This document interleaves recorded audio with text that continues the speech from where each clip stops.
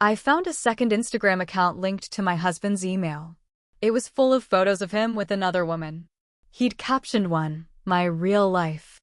I created a slideshow and played it at his birthday dinner. The cake said, "Hope she bakes too. We've been married for 12 years. I thought we had a decent life.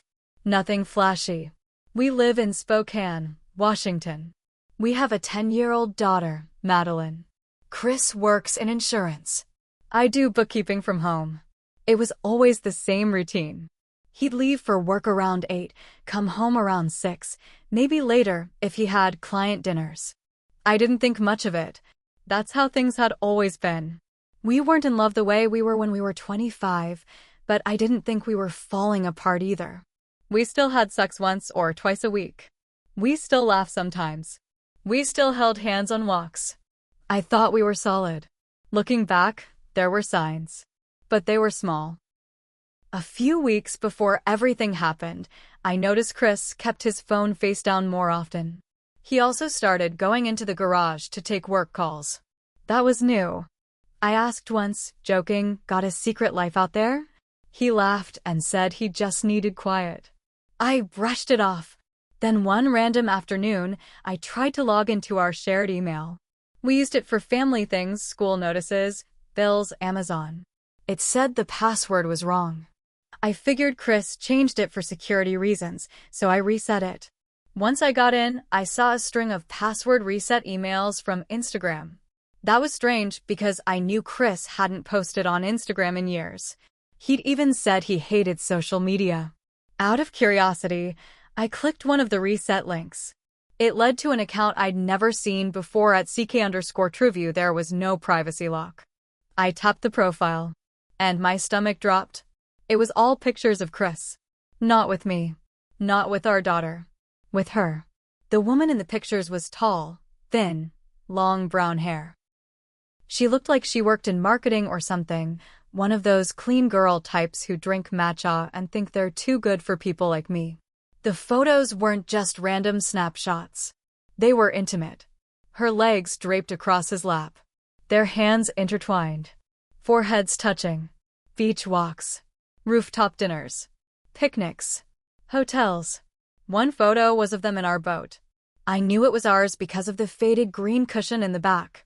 She was sitting on his lap, and he was smiling like a teenage boy who just got his first kiss. The caption? "My real life. Peace looks like this." I stopped breathing for a few seconds. That phrase stuck in my head like a bad song. My real life. So, what the hell was I? A placeholder? I didn't cry at first. I was too stunned. I scrolled through every single post. There were nearly 50. All dated within the last year. I went back to the calendar and started lining things up in my head. Every time he said he had a late meeting, a trip to Seattle, a client dinner, there she was, in the background of his real life. I wanted to scream. I wanted to go into the garage and rip everything off the shelves. But instead, I copied every single photo, every caption, every date. I made folders, labeled them.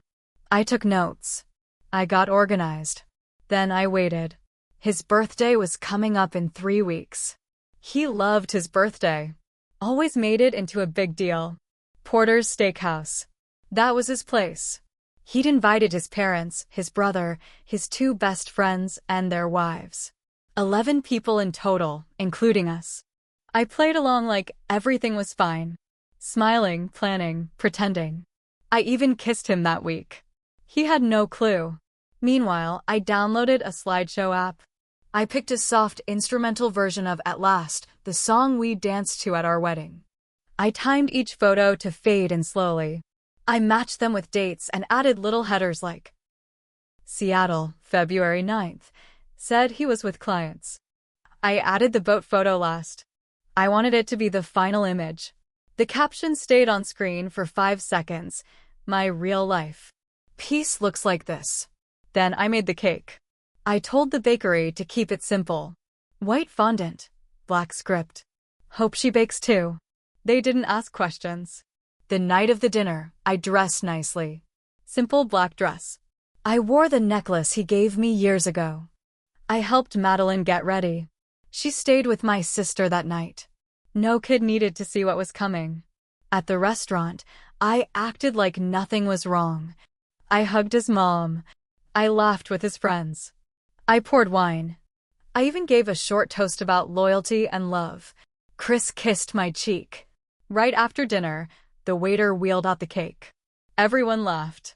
"Who's she?" his mom asked. Chris just blinked at it. "What is this?" That's when I pulled out the iPad.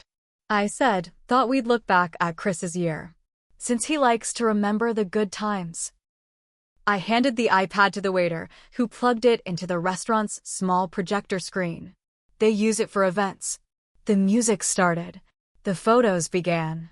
At first, everyone thought it was a joke. The early pictures were vague.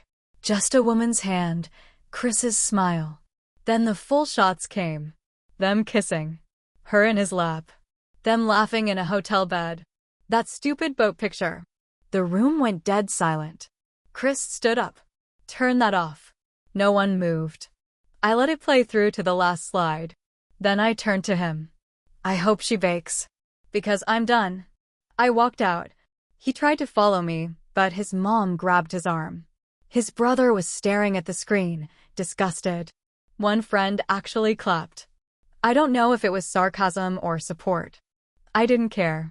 I got in the car, drove home, and sat in the driveway for a long time. But that wasn't the end. That was just the first move. After the dinner, I thought Chris would come home that night. He didn't. He texted me around 2 a.m. "I'm staying at Mike's. We need to talk soon.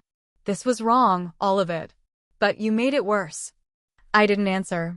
2 days later, I got a call from a number I didn't know. It was her. Her voice was shaky. She said her name was Rena. She didn't even try to deny anything. She said, "I didn't know he was married. He told me you were divorced." I didn't say anything for a few seconds. Then I asked, "Did he ever mention a daughter?" She got quiet. "No," she said. "Oh my God. No." He said he didn't have kids. I wanted to hang up right then. But she kept talking. She told me he'd even talked about moving in with her. That he said he was finally free. That he said I cheated first. That I was cold and distant and didn't love him anymore. I don't know what came over me. I wasn't angry at her. Not really.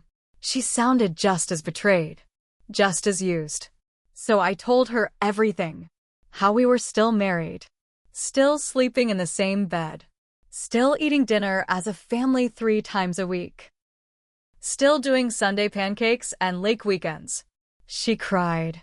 I almost felt bad. Almost. The next part, though, that came from a darker place. I started digging. Really digging. I looked through our finances. Found charges on his business card that didn't match his expense reports. Hotels, dinners, spa treatments. I called the company's ethics line anonymously. Told them I had evidence of fraud. Sent them the receipts. Sent them screenshots of Instagram posts with date stamps. A week later, he was let go for a violation of professional conduct. He moved into a furnished rental across town. Tiny place. No boat. No steakhouse dinners. But the best part? Rena dumped him. She showed up at his rental the same day he lost his job.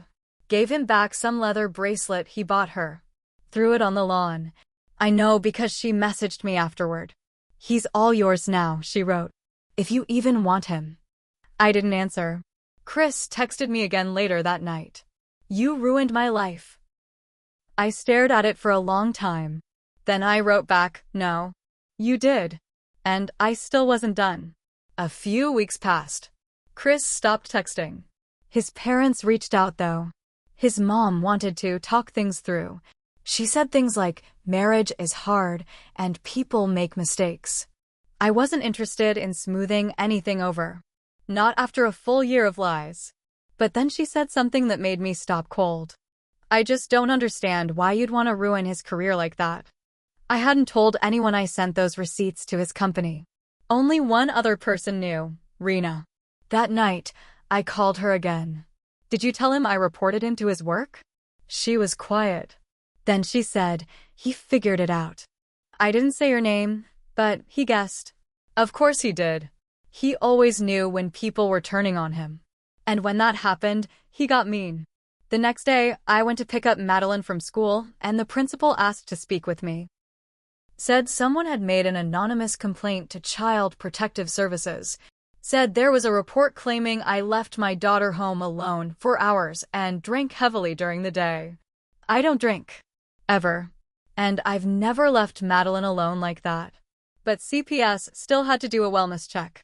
A woman came to the house, took notes, walked through every room, even checked the fridge. She said everything looked fine and they'd close the case. But I knew exactly who did it. Chris was trying to make me look unstable. I called him. He didn't answer. So I drove to his rental. When he opened the door, he looked like hell. Hair unwashed. Apartment smelled like beer and microwave food. "You reported me to CPS?"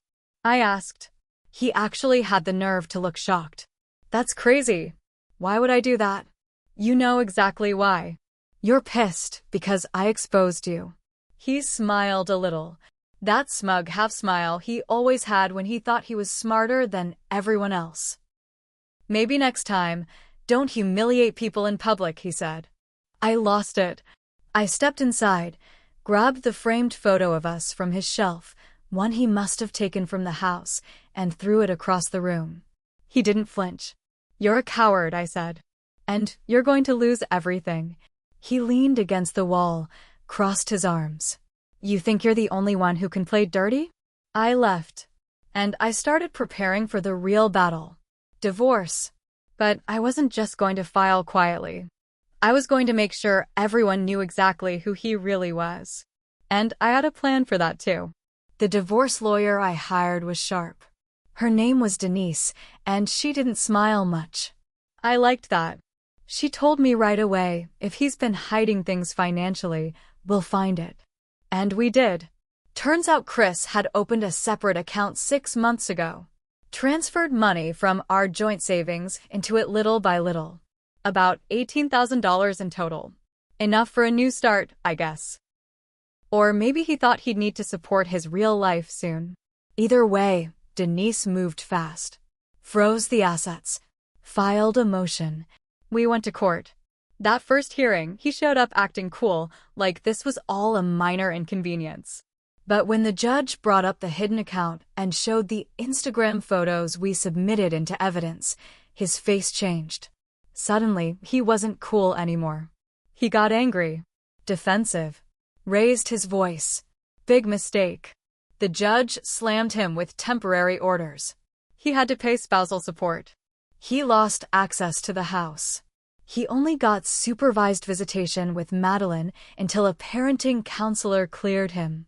I thought that might be the end of it. But it wasn't. 2 nights later, my car got keyed. Slut scratched deep into the paint. Real deep. I knew who did it. The cops couldn't prove it, but I could feel it in my bones. I told Denise. She nodded slowly and said, "We keep going. Don't give him the reaction he wants." So I didn't. Instead, I sent the photos of the keyed car to the judge. Attached it with a note. This happened after the last hearing. That didn't help his case either. Weeks passed. Madeline didn't ask much. She just said she missed Dad sometimes. I kept things simple with her. I didn't badmouth him. But I didn't lie either. "Daddy made a lot of mistakes," I said. "He hurt Mommy. But you're allowed to love him if you want to." She just nodded and went back to her coloring. The final hearing came. The courtroom was quiet. Denise made her case, backed with facts, documents, screenshots. Chris's lawyer tried to spin things, but even she looked like she didn't believe her own words. When the judge ruled, he didn't hold back. I got the house. Full custody. He got visitation once a month, supervised. No boat. No savings. Spousal support for 3 years. I could see Chris's face fall more with every sentence. After court, he followed me to the parking lot. "You happy now?" he said. "You destroyed everything." I stared at him. "No. You did." I just showed people the truth. Then I paused. But I do hope she baked. His jaw clenched. I turned and walked away. A month later, I heard he moved back in with his parents. Couldn't afford rent. Rena had blocked him on everything.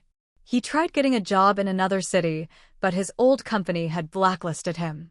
Something about ethics concerns. I didn't celebrate. Not out loud. But one night, when I was alone, I made myself a cake. Just a simple chocolate one. I lit one candle. Then I took a bite and smiled. Because I could bake. And I didn't need him to eat it.